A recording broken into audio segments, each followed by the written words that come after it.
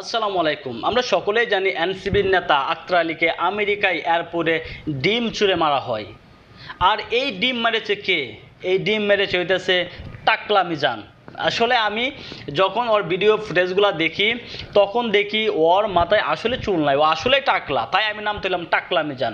টাকলা মিজান এক ডিম মেরে সে কয়েক ঘন্টার ভিতরে একজন সুপার হিরো হয়ে গিয়েছে আওয়ামী লীগ দলের কাছে। তারপরে এই টাকলা মিজানকে আমেরিকার পুলিশ অ্যারেস্ট করে এবং তাকে জেল হাজতে নিয়ে যায়। কিন্তু আমেরিকার যুবলীগের যে সভাপতি আছে উনি ওনাকে রাত দিন পরিশ্রম করে ওনাকে জেল থেকে বাহির করার পরে এমন একটা ঘটনা ঘটে গিয়েছে যেটা শোনার পরে আপনি নিজেও সারপ্রাইজ হয়ে যাবেন। এর আগে বলি, আপনারা যারা নতুন আছেন আমার চ্যানেলটাকে সাবস্ক্রাইব করবেন এবং আমাকে সাপোর্ট করবেন এবং লাইক করবেন, কমেন্ট করবেন, আপনাদের মতামত জানাবেন। জেল থেকে বাইরে আসার পরে ওই নেতার কাছে ফোন করেছে বাংলাদেশের সাবেক প্রধানমন্ত্রী জননেত্রী শেখ হাসিনা, ওনাকে ফোন করে স্বাগতম জানিয়েছে। আর ওই টাকলা মিজান শেখ হাসিনাকে আরও বলেছে, আফা আপনি কোনো চিন্তা করবেন না, আপনাকে যেই পর্যন্ত বাংলাদেশের মাটিতে আবার আপনাকে প্রধানমন্ত্রী না বানাতে পারি এই পর্যন্ত আমাদের আন্দোলন থামবে না।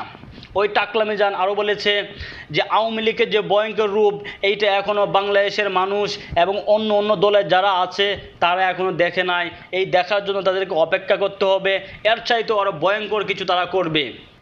বাংলাদেশের যত আওয়ামী লীগের নেতাকর্মীরা জেলে আছে তারা সবাইকে মুক্ত করে এই বাংলাদেশের মাটিতে আবার তাদেরকে রাজত্ব করার জন্য ওয়াদা নিয়েছে এই টাকলা মিজান একলাই।